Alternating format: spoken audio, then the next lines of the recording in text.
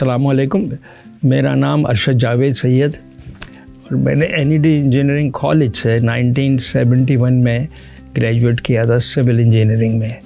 ये उस ज़माने में हमारा एनईडी कॉलेज हुआ करता था और हमारी डिग्री जो थी वो कराची यूनिवर्सिटी से दी जाती थी। तो लेट मी से few things about my self and then I would like to convey a message कि इस डिस्कशन का इस आज का मौका क्या है। मैंने 1971 में ग्रेजुएट करने के बाद 1973 में I went to America, got my masters degree in environmental engineering, and then for the next 50 years I was involved in water resources, all aspect from start to finish, and luckily I was able to work for major organizations and public agencies जहाँ से मुझको पूरी दुनिया में project करने का मौका मिला। मुल्क से तो मैं बाहर चला गया था लेकिन पाकिस्तान अभी भी दिल में है।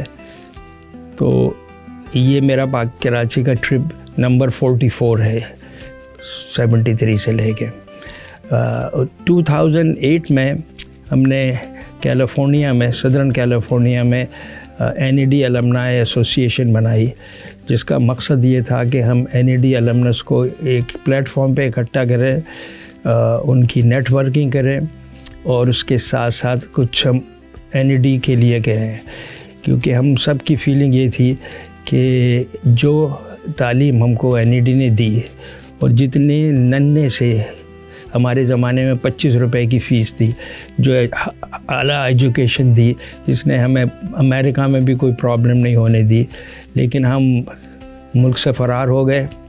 अब इस कर्ज़ को कैसे उतारा जाए, तो इस आइडिया के तहत हमारी ऑर्गेनाइजेशन ने, which is called NED alumni association of southern California, हमने एक ऑर्गेनाइजेशन बनाई और हमारा मकसद ये था कि हम एनईडी के बच्चों के लिए कुछ करें।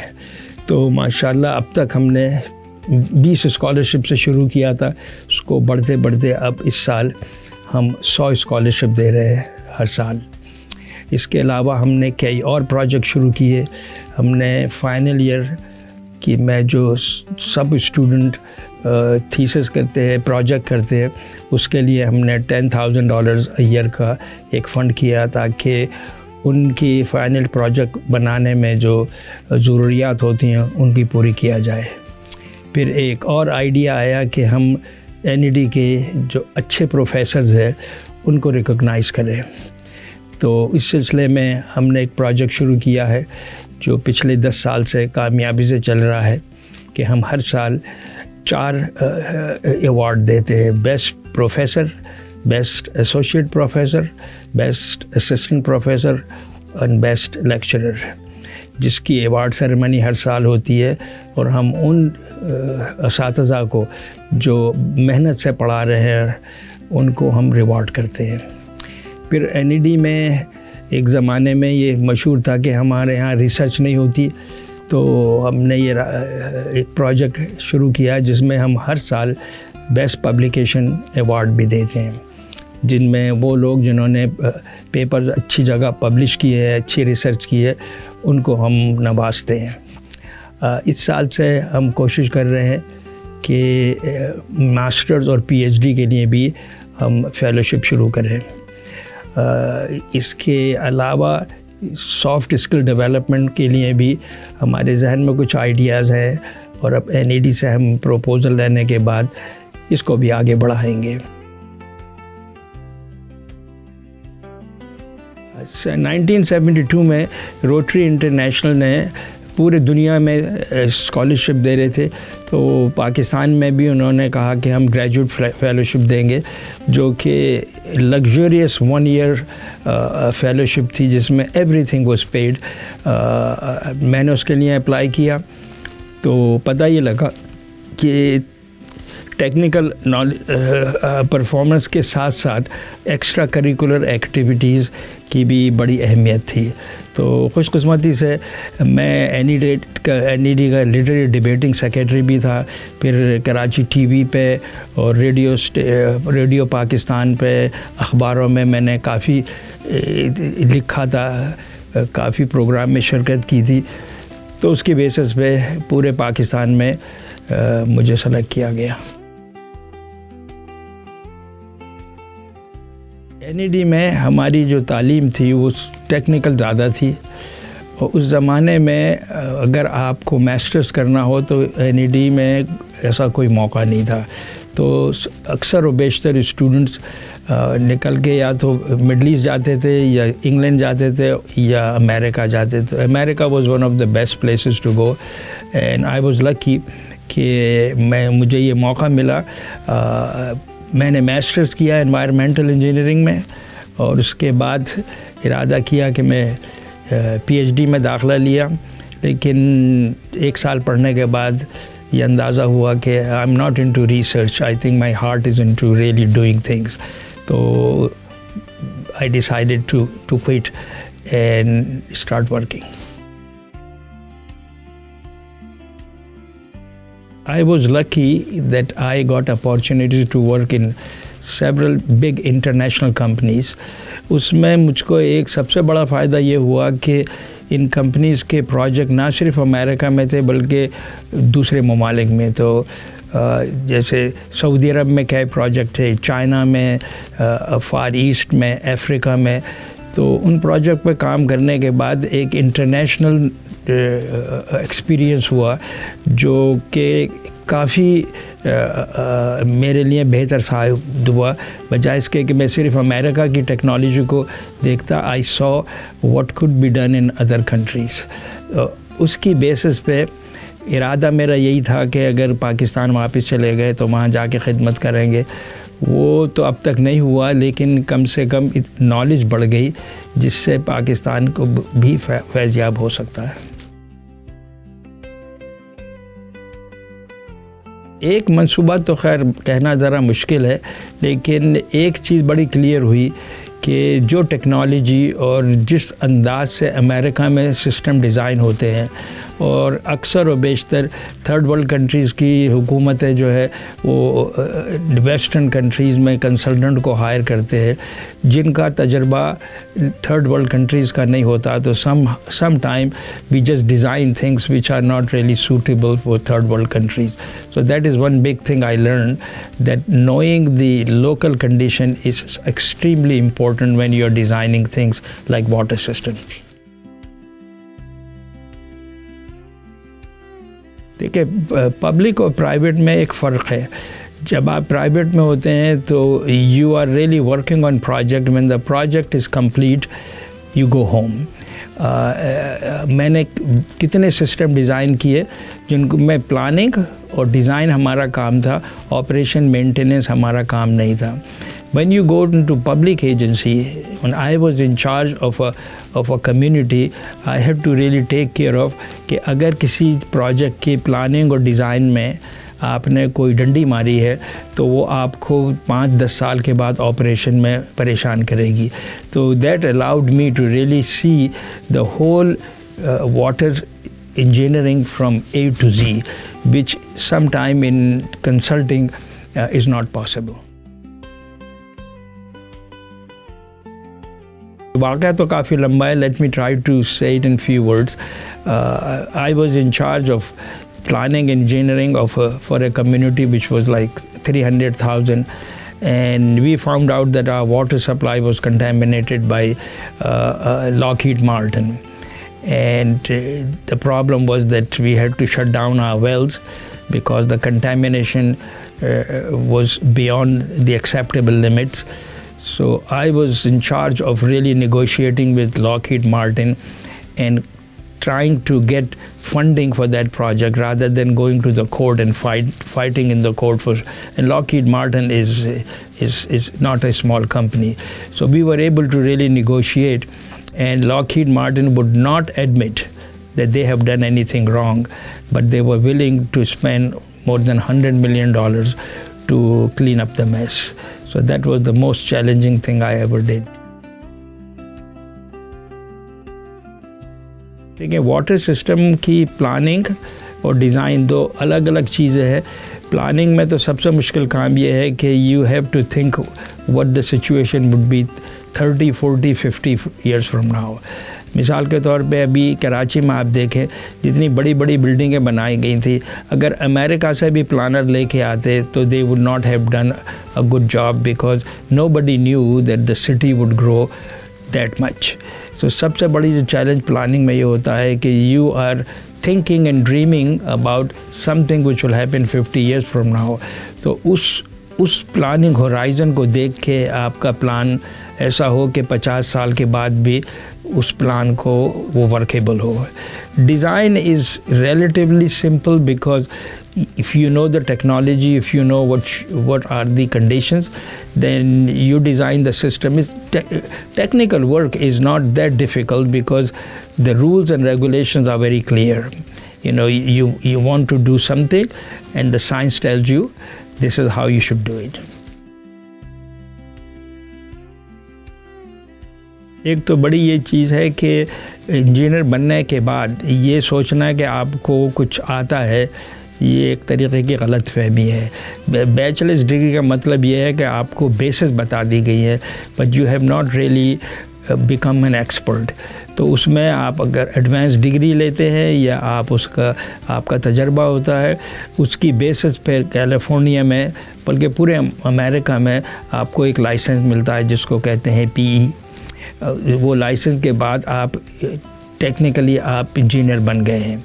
और उसके बाद फिर आप अगर फर्दर स्पेशलाइजेशन करना चाहते हैं तो उसमें और आगे आपके इम्तहान देने पड़ते हैं. तो diplomat is one of them. It basically tells the society that you have achieved a level of expert in a certain field. Environmental engineering काफ़ी वाइड है, जिसके अंदर आप एयर पोल्यूशन से लेके water pollution, all kinds of pollution आ जाते हैं.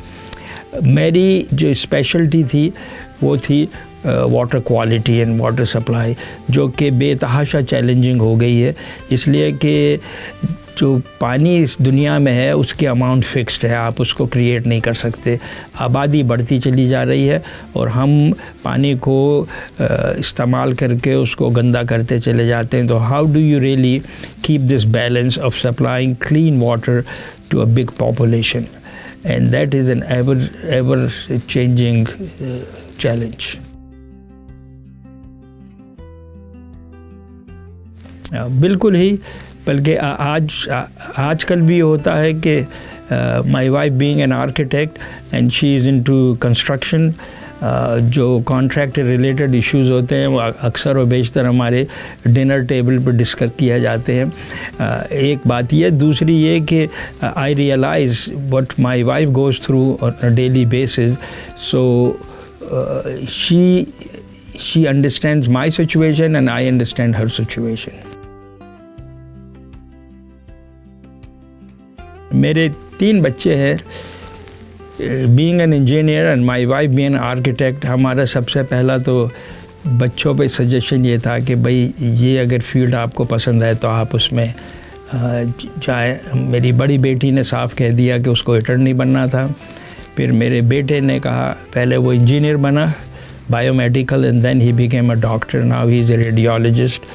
और मेरी तीसरी बेटी जिसने पहले तो आर्किटेक्ट बनने का इरादा किया और उसके बाद फिर उसने चेंज किया अपना इरादा and then she became a water resources engineer like my self. सो अल्लाह का करम है कि तीनों बच्चों ने तालीम हासिल की और हमारा मसला ये नहीं था कि हम अपने बच्चों को किसी ज़ोर देते.